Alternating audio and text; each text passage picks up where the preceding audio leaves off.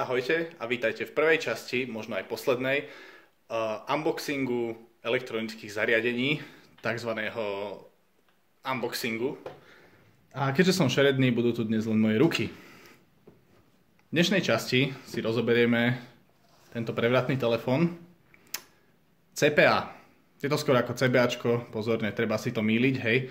Je to jeden z najnovších mobilných telefónov, aké som našiel na Alze, jeho cena je asi 13 000 forintov.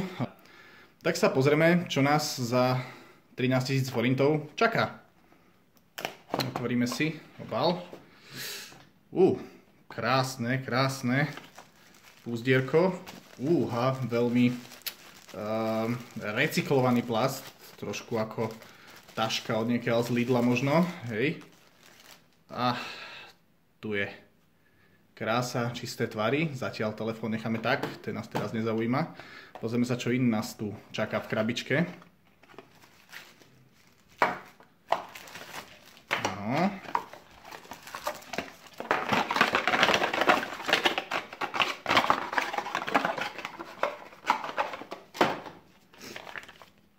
Návod, myslím si, že nie je potrebný. 22 funkcií telefónu. Pozor. Takže, ako to tak vyzerá, toto je nabíjací kábel. Krása, krása. Bez ledkového indikátoru, takže treba dávať pozor, či je naozaj zapojený v elektrike. Mikro USB. Zaostrenie sa asi nečaká, hej. Tak, áno.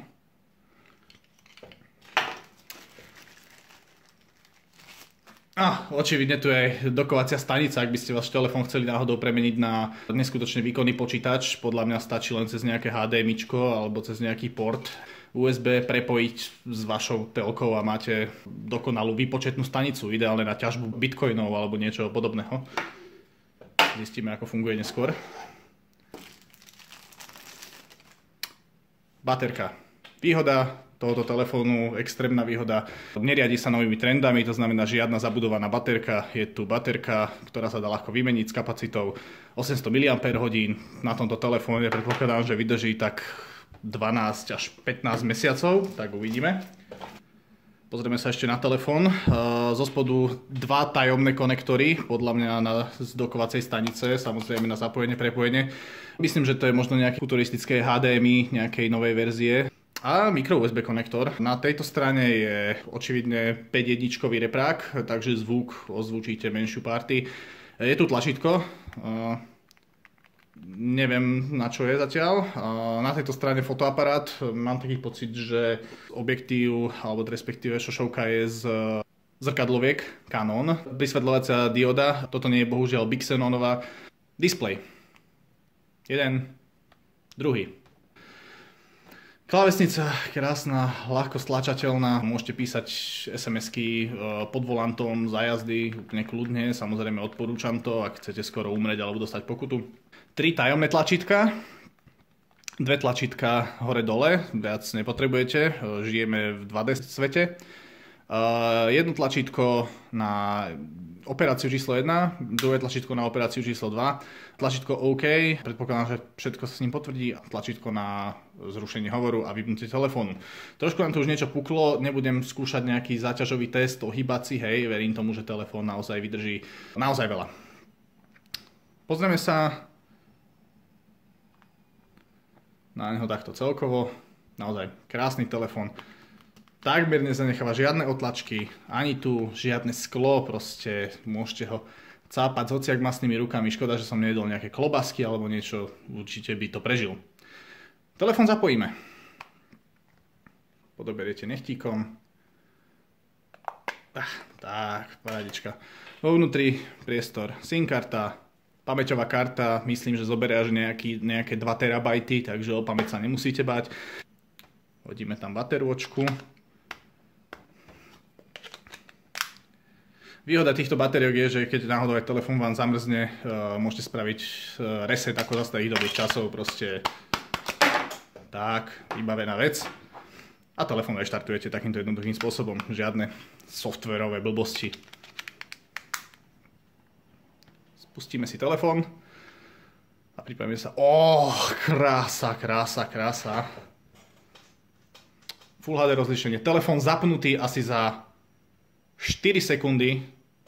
To som ešte nevidel, skúsime to ešte raz.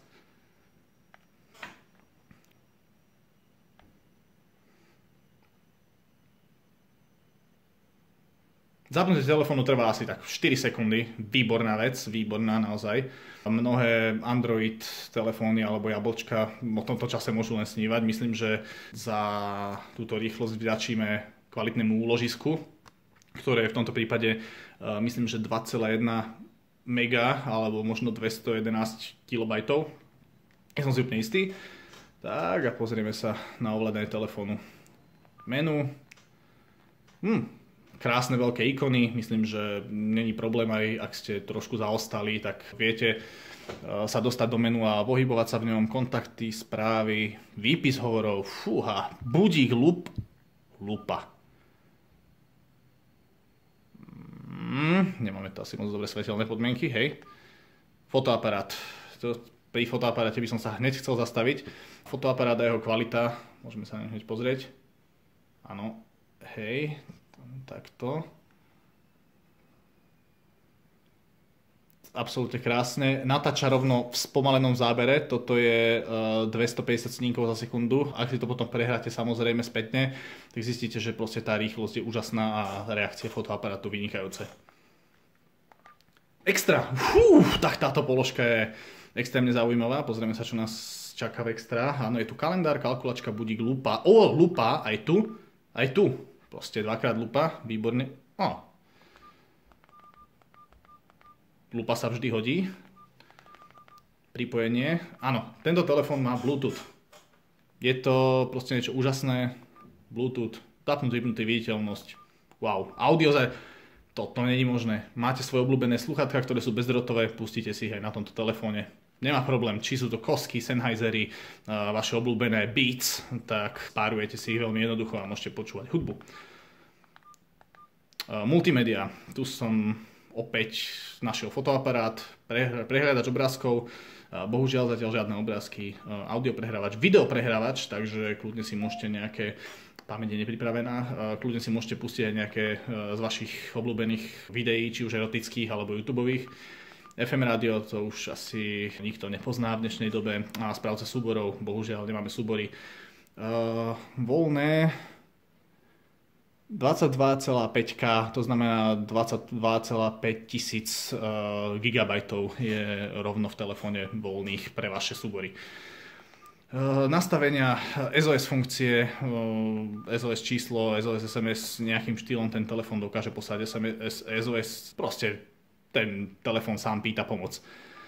Máme tu profily hlavné, pozrieme sa, čo nám poskytuje tento režim. Typ upozornenia, len vyzvánanie, zmeniť, vibračné, vibrovanie, potom vyzvánanie, no pozor, nastavíme si aj vibrácie. Typ zvonenia, opakovaný, hej, melódia, tak toto som zvedavý.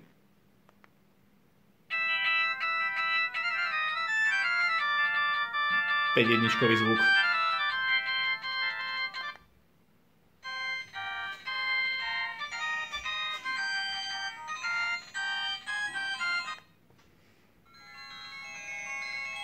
Krása.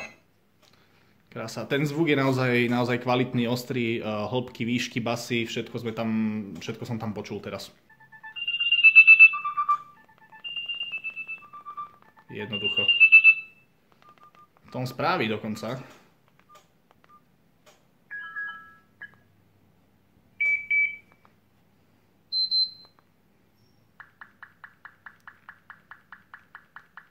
Toto znie ako masturbácia.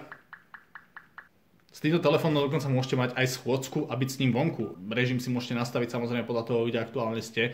Je to úžasné, alebo či má ten telefón byť úplne ticho. A to je všetko. Tento telefón ponúka ešte dokonca navigačné tlačítka a blokovanie funkcií. Nemáme v ňom teraz SIM kartu, inak by som vám ukázal, ako funguje, keď stlačíte napríklad toto tlačítko. Žiadne číslo priradiť. Hej, M1 číslo upraviť. No, bohužiaľ, neupravíme teraz nič. Notifikačná lišta obsahuje všetko potrebné. Kebyže máme signál, tak by sme mali signál. zvonenie, Bluetooth, baterka, tá vydrží, predpokladám, že s týmto stavom ešte tak 3-4 mesiace. 1.1.2016 piatok, telefón dokáže cestovať časom tak, ako sa mu uzná za vhodné. Jeho dolné tlačítko je ešte takisto super, tlačítko 0. Dlhším podržaním tlačítko. Baterka zapnutá, hej. To je ono. Toto je ono. Toto je budúcnosť. Teraz pozor, tlačítko 0, hej. Ten telefón rozpráva. 0, 9, 0, 4, 3, 2, 3.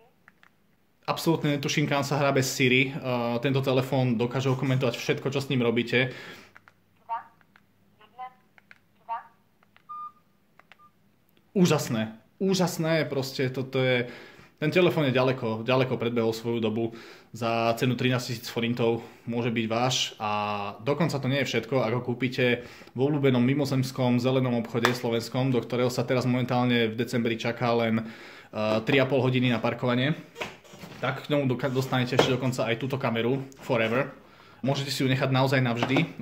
Pozrieme sa do toho balenia. Je to kamera, ktorá dokáže natočiť absolútne všetko. Tu vidie ešte update, aby sa kamera dala pripojiť priamo k telefónu. Bolo by to veľmi inovatívne. S touto kamerou, ktorá natáča dokonca až v HD rozlíšení, nie Full HD, ale len HD, teda respektíve až HD, tak si doprajete naozaj veľa zábavy. Môžete si ju zavesiť nad posteľ, nahrať si vaše obľúbené momenty a používať ju vo svojom živote. Takže ja vám ďakujem veľmi pekne. Toto bol dnešný unboxing telefónu CPA Halo 15. Uvidíme, čo nám prinesie budúci rok. Či prinesie verziu 16, alebo rovno 20, alebo rovno X. V každom prípade odporúčam tento telefón ako jeden z najlepších na trhu. Určite, ak váhate s kúpou nového mobilného telefónu, toto je tá pravá voľba.